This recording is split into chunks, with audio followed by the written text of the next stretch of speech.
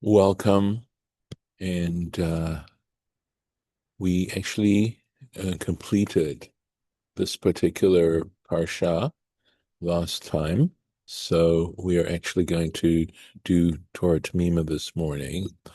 So let me go ahead and share this, and that should be, yes, that's this one here. All right. So we are actually looking at, we're going to make a bracha first, and then we'll take a look at this, at the Torah Temimah on, this is Parshat Noach, of course, and having to do with the curses or curse of Ham, after that incident that we discussed. Baruch atah Adonai Eloheinu melech haolam asher kitshanu b'mitzvotav v'tzivanu la'asok b'divrei Torah. So here we are here. Evid Avadim. So this is where Noah says to Ham, he says, Arur Canaan, cursed is Canaan, Evid Avadim Yelechav. He will be a slave of slaves to his brothers. Okay. Evid Avadim, Tanu Rabbanan, our rabbis taught.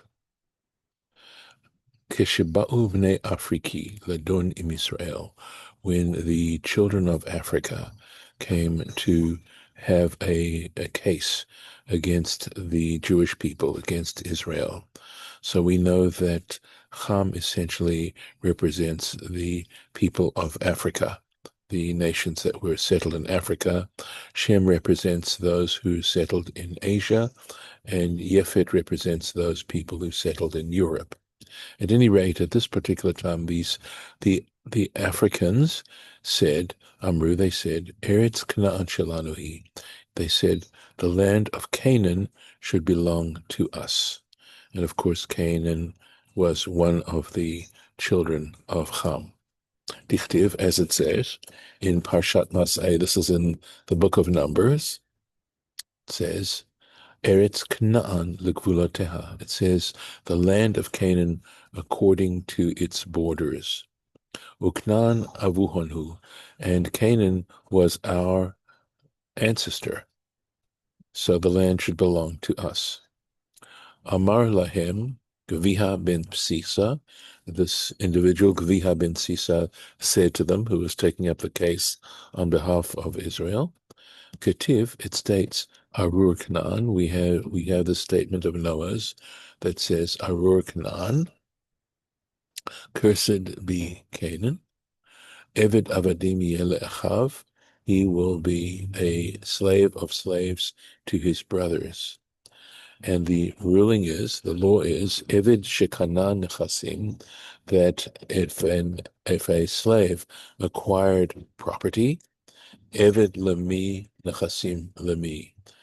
Okay, so if he is a slave to a certain one, to who? Nechasim Lemi, to who does his property go? And the law is that if a person is someone's slave, then if they acquire property, that property belongs to their owner. So since Canaan, of course, is a slave, therefore he cannot own any property himself. Obviously, these are very tough laws. They are, no question about it. And they apply back there at that particular time. And again, the legality of something has to do more with its universality, or universability, than anything else. In other words, it applies to anyone, this particular law. So let's take a look at what Torah Temimah has to say about this. Here we are. Bereshit Rabbah, and in Bereshit Rabbah, this is a midrash on the book of Genesis, Perek Samech Bet, chapter 62. Ita b'maaseh ze b'makom bimkom b'nei Afrika, b'nei Canaan. That instead of saying the Africans, it says the descendants of Canaan. So that's the version in Bereshit Rabbah. That's the version that's there. So, and it appears Ikar Girsa Hamidrash, that the Midrash makes more sense in terms of its version, the Girsa, it's the version of the text. So the text in the Midrash Rabbah makes more sense, he's saying. Ya'an, because Ki Bereshit Rabbah Perek Lamed Zayin, because in Bereshit Rabbah, chapter 37, Ita Bnei Yefet Gomer Umagog, it says there that the children of Yefet, Gomer Umagog, Zo Afriki. It says that, in fact, interestingly enough, that Afriki, what they refer to as Africa, are actually descendants of Yefet, and that's Gomer and Magog. Hare, and so consequently, to Africa, livnei Yefeti, so that whatever we call Africa, Afriki, whether it's the current, what we understand as the continent of Africa, or what they refer to as Africa there, livnei Yefeti, it belongs to the children of Yefet. V'kan amar uknan avuhonhu, and here it says Canaan is their ancestor. So there'd be a contradiction now in this version that we have with the version that's to say that the Bnei Afriki say that Canaan was their ancestor, because the fact of the matter is that Gog or Magog would be one of their, Gomer and Magog would be their ancestor and not Canaan. V'yein und me'inyan zeh, and see further about this particular topic. Lifanenu, ahead of us, but Parshat Bo, in the Parsha of Bo, in the book of Exodus, the Pasuk, where it says there, Umoshav Bnei Israel, where there it says that the settlement of the Jewish people, of the children of Israel, and that's chapter 12, verse 40. And we're talking about how long they settled in the land of Egypt, how long they were there, which included their enslavement. Going on. Yeft Elohim, may God enlarge. And so we have this play on words on Yefet, right? And we'll see that this word Yefet, Rashi explains that it has to do with to enlarge. The Mikdash Shenui, in the second temple, the Havu Parsaya, that Lo Have Sharia Shechina. So in the second temple, remember that the Persians, remember Cyrus was the one who allowed the Jewish people to return from their first exile in Babylonia. And they went back, and so Cyrus was responsible for the building of that second temple. Lo Have Sharia Shechina. The divine presence didn't actually rest in there. Dichtiv, as it states, Yeft Elohim Yefet, where it says God will enlarge Yefet, Vayishkon be'oholei Shem, and he will dwell in the tents of Shem. So the question is, who's the one who is being referred to as he, right? We said God will enlarge the tents of Yefet, and then it says, and he will dwell in the tents of Shem. So if we understand the he here to be the precedent of God, you'll see. Afal pi de yeft Elohim leyefet, despite the fact that God enlarged Yefet, lo yishkon, he nevertheless doesn't dwell ela boholei Shem, in the tents of Shem. So normally the precedent here could refer to Yefet, but in this particular interpretation, the precedent now is God, referring to God, and that's how we understand this. And this is in Tractate Yoma, page 10a. Let's take a look.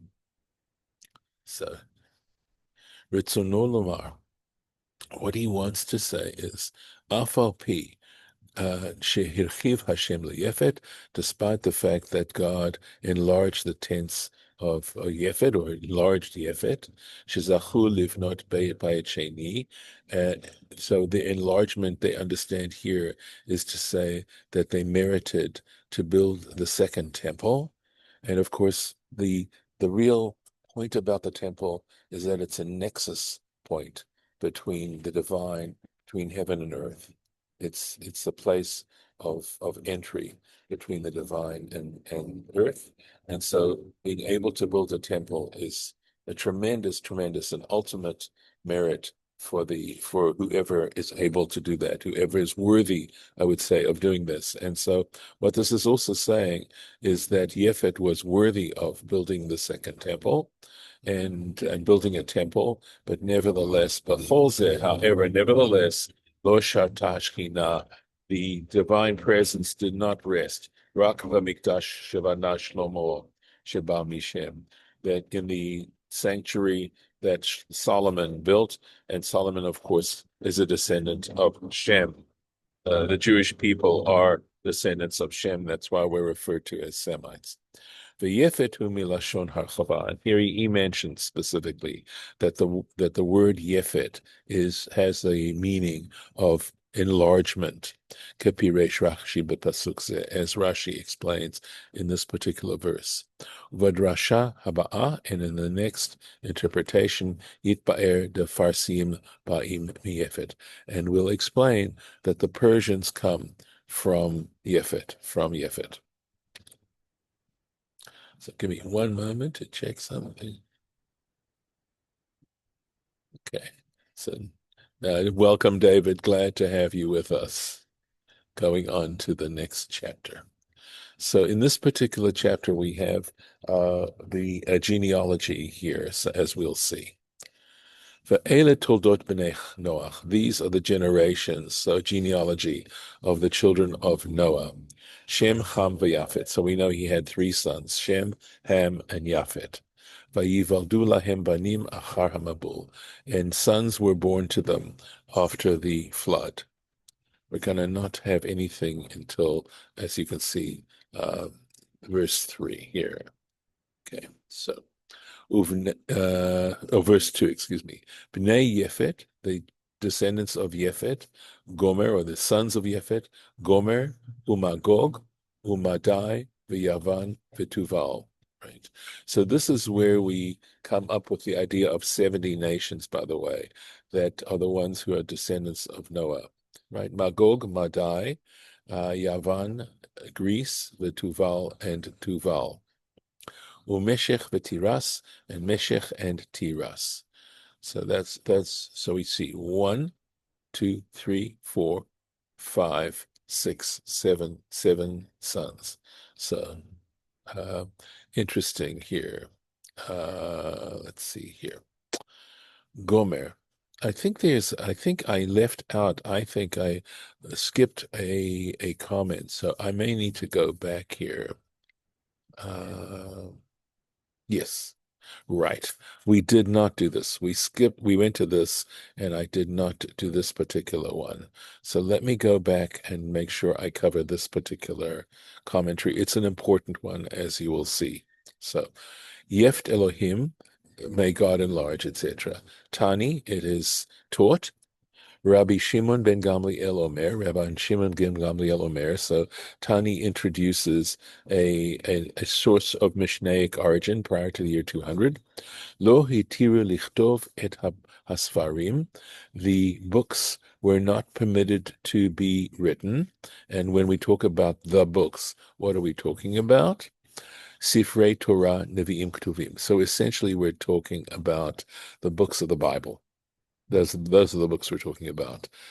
Torah, the prophets, and the writings. Tanakh, as you can see, Tanakh. Chutz milashon hakodesh. One can only write them in the holy tongue. In other words, in Hebrew. Ella Yavanit, except for Greek, excuse me. So specifically Yavanit, it's saying that the Torah and the Bible could be written in Greek, and that was legitimate, but to write the Torah in other languages wasn't legitimate. Obviously, it's a law that has to do more with the idea of when one writes a Torah scroll, in other words, that possess that kind of holiness. So that, in other words, we only write a Torah scroll right now in Hebrew. That's the only language we write it in. And we don't write it, we don't have Torah scrolls in English, etc.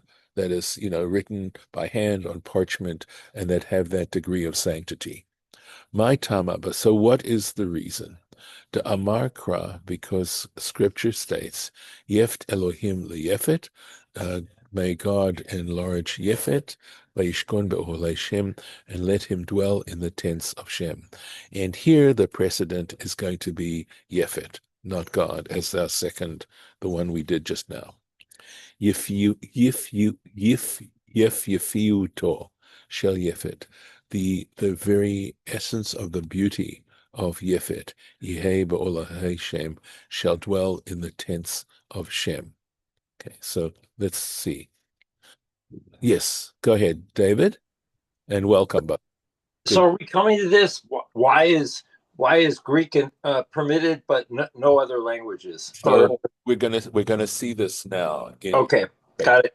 The reason is that, remember, Greece, Yavan was a descendant of Yefet, and the idea of dwelling in the tents of Shem is having to do with like the Torah scroll in a sense. So the Bible is our home, you might say, right? Or our tent. A tent, if you think about what a tent provides, is protection, right? Essentially, it provides warmth and protection. And likewise, in a way, the Bible is our spiritual protection. And so saying that Yefet can dwell in the tents of Shem means that it also can be written. It's understood in a broad sense to mean metaphorically that it can also be written in Greek as well. Got it. Is that making sense here? Yep. So let's take a look. Lashon Yavan, the language of Greece, hu hayoter yafa b'chol lashonei Yefet. It says that it is the most beautiful. In other words, that is the beauty of Yefet, and we're understanding by the beauty of Yefet as being this particular Greek, right? It is the most beautiful in all the languages of Yefet.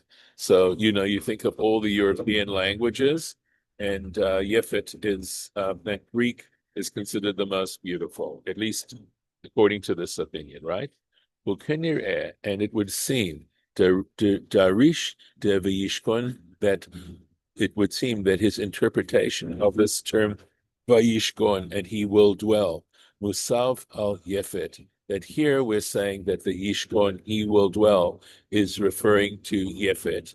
Shehu Yishkon b'holei Shem, that is that Yefet should dwell in the tents of Shem.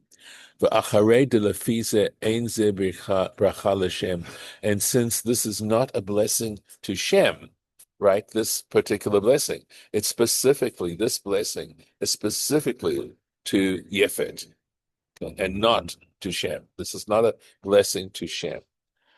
So it says, Lachen, and for this reason, Parshu al derech smach, they explain by way of smach. I think smach generally has to do with connection. In other words, some association. Deka'e alashon yefet.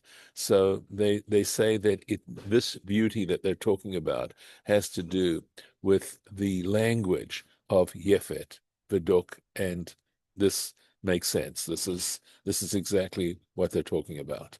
All right. In other words, the beauty of Yefet. Let's go. Let's see.